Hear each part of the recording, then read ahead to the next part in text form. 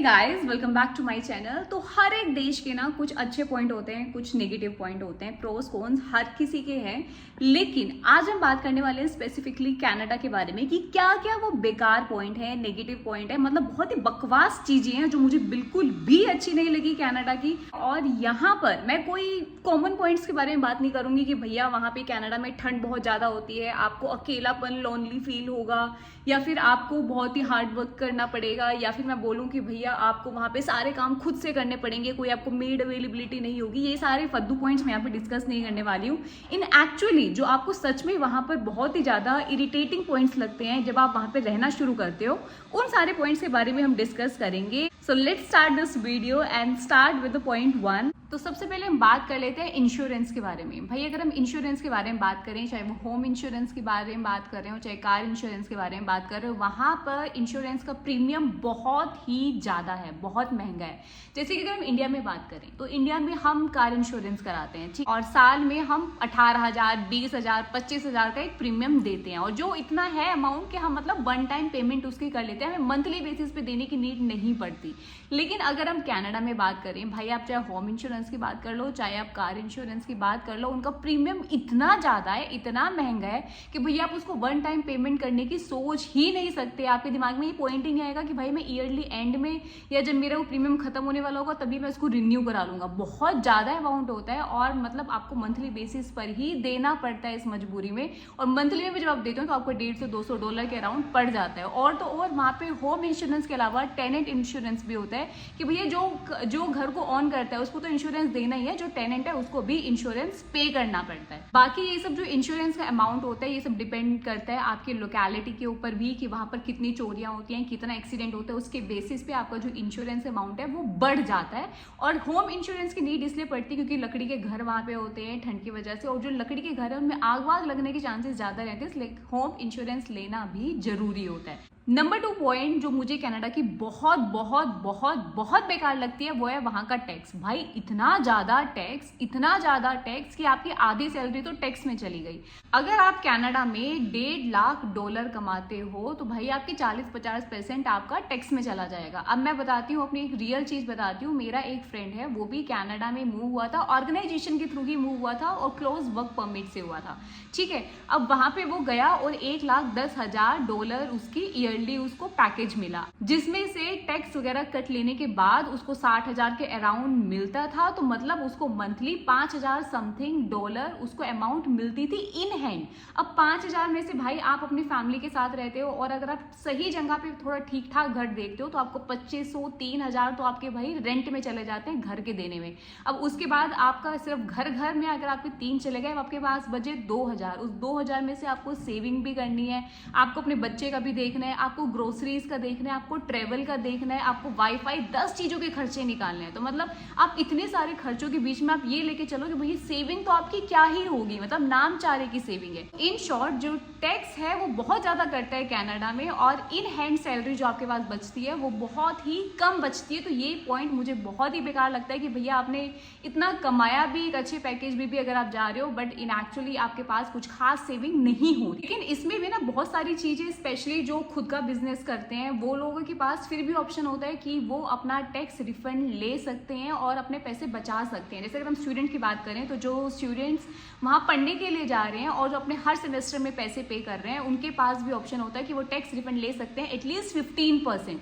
But ये सारी चीजें आपको पता होनी चाहिए, तभी आप उस चीज के लिए अप्लाई करोगे, आप उस चीज के प्रोसेस के लिए जाओगे। नंबर 3 पॉइंट जो वहां कनाडा का मुझे बहुत ही नेगेटिव लगता है और पर्सनली मतलब मुझे अच्छा नहीं लगा, वो है वहां का ड्रग, कि भाई ड्रग आपका लीगल है। अब उनके अकॉर्डिंग है कि भाई हम जो ड्रग दे रहे हैं वो एक कंट्रोल अमाउंट में दे रहे हैं, आपको एक कंट्रोल क्वांटिटी में इसको लेना है। लेकिन भाई अगर वो आप कंट्रोल क्वांटिटी आप कैसे किसी का देख सकते हो? भाई आपने तो एक पैकेट दे दिया, बंदा 10-10, 20-20 पैकेट अपने साथ लेके जा रहा है, वो 4-4, 5-5 पैकेट खा रहा है, मतलब वो ओवरडोज उसकी ले रहा है, बट आप उस चीज़ को कैसे कंट्रोल कर सकते हो या आप उस चीज़ को कैसे नोटिस करोगे।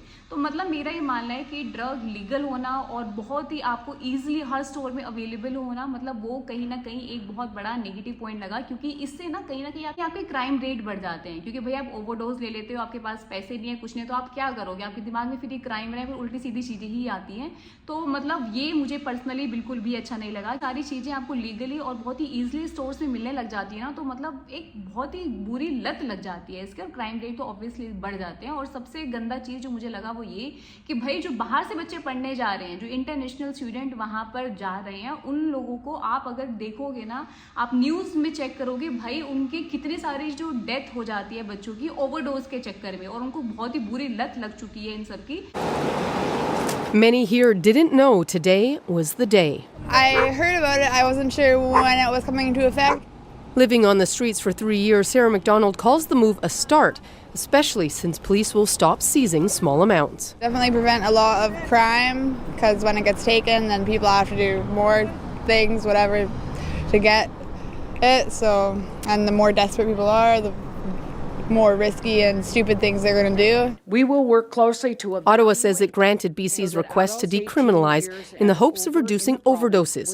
On average, more than 6 people die every day in BC. We will be able to reduce the stigma, the fear and shame that keep people who use drugs silent about their use or using alone. Number 4 point जो मुझे Canada का बिल्कुल भी अच्छा नहीं लगता वो ये कि भाई वहाँ पे ना किसी भी सामान का कोई फिक्स्ड प्राइस नहीं है। अब जैसे हम इंडिया में बात करें, एक होता है एमआरपी मैक्सिमम रिटेल प्राइस। भाई अगर आप एक पेप्सी खरीद रहे हो, छोटी वाली बोतल खरीद रहे हो, 40 रुपये का उसका एमआरपी है, तो मतलब आपको, आप कहीं से भी जाओगे, कहीं भी खरीदोगे, उससे ज़्यादा महंगा वो आपको नहीं मिलेगा। वो एक मैक्सिमम प्राइस है उसका, जो उस बोतल में टैग पे लग गया।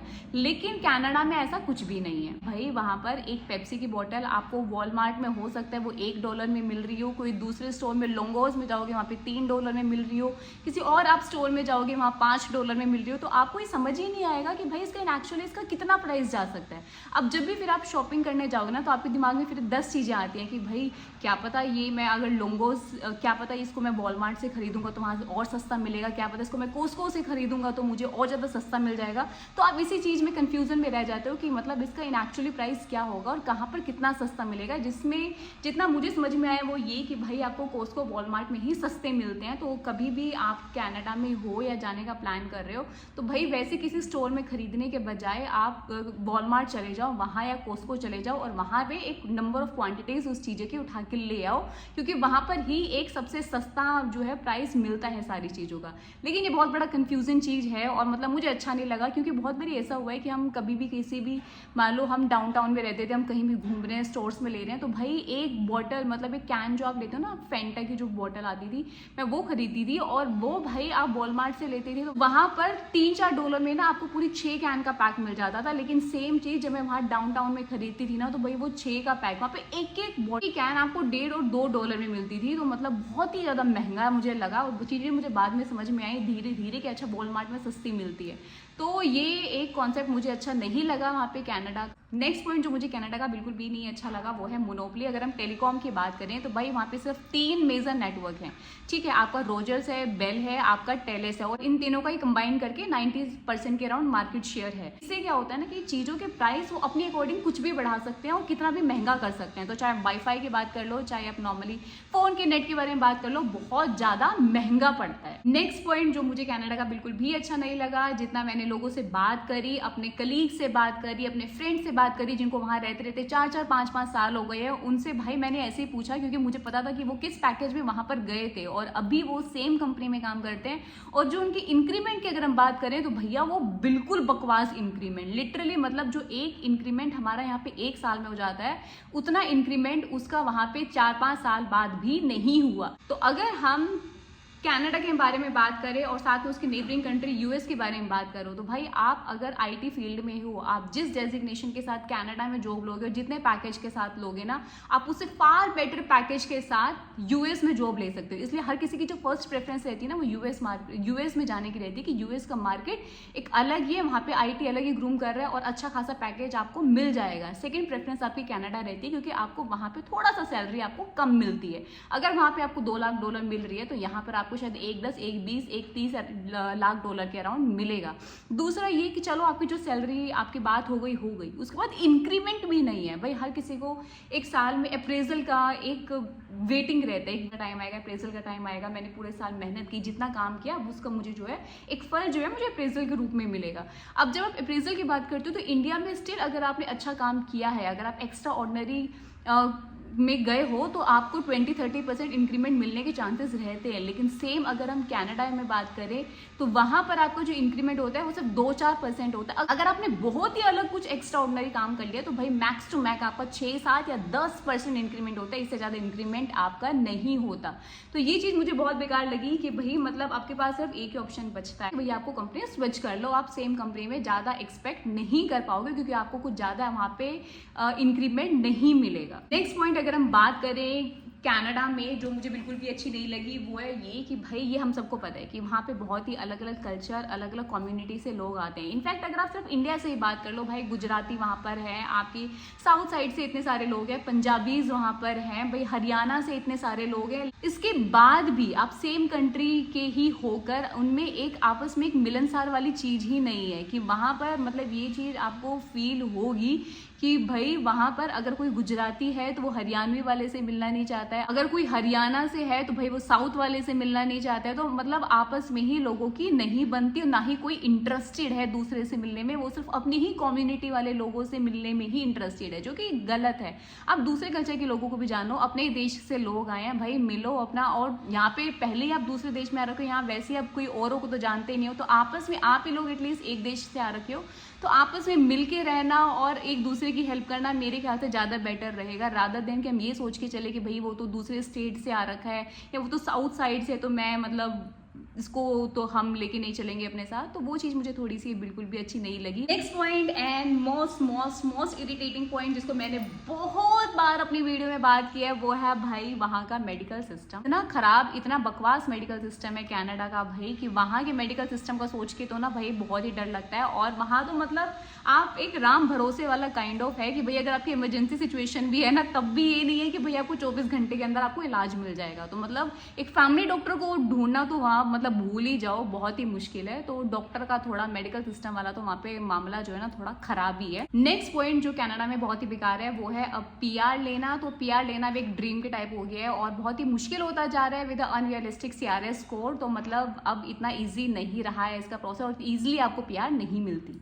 एंड द लास्ट पॉइंट जो मेरे दिमाग में अभी है जो मुझे कनाडा का बिल्कुल भी अच्छा नहीं लगा वो ये कि भाई वहाँ पे जो शॉपिंग मॉल्स हैं, आपके कॉम्प्लेक्सेस हैं, बहुत जल्दी बंद हो जाते हैं। वीकेंड में तो भाई बहुत ही जल्दी बंद हो जाते हैं। मतलब मुझे याद है कि हम वीकेंड में कई बार जैसे हम थोड़ा बहुत रेस्ट करने के बाद आराम से निकलते थे 6-7 बजे, तो भाई शॉपिंग मॉल्स वगैरह जो है वो बंद होने, उनका क्लोजिंग टाइम स्टार्ट हो जाता था। तो वो मुझे थोड़ा सा नेगेटिव पॉइंट लगा क्योंकि शायद वहाँ पे हर बंदे को एक उस तरीके से देखा जाता है कि भाई जो लोग शॉप्स में भी आ रहे हैं उनकी भी अपनी एक फैमिली है, उनको भी उनको टाइम देना है। तो इस चीज़ को देखते हुए वहाँ पे चीज़ें जल्दी बंद हो जाती हैं कि भाई उन लोगों को भी पूरा हक है कि वो लोग भी अपना एंजॉय करें। लेकिन कहीं ना कहीं एक ड्रॉबैक भी लगता है हम लोगों को क्योंकि भाई वीकेंड में आप आराम से अगर निकलने का या शाम को घूमने फिरने का सोचो तो वो आप ज़्यादा नहीं कर पाओगे। तो ये थे मेरे कुछ नेगेटिव पॉइंट। उसके अलावा अगर आप लोगों को भी लगता है कि कुछ इसके अलावा भी वहाँ पे नेगेटिव पॉइंट्स हैं तो आप लोग मुझे कमेंट करके बता सकते हो, शेयर कर सकते हो। तो इसके साथ ही मिलेंगे अपनी अगली वीडियो में। Till then take care of yourself and your family. Bye.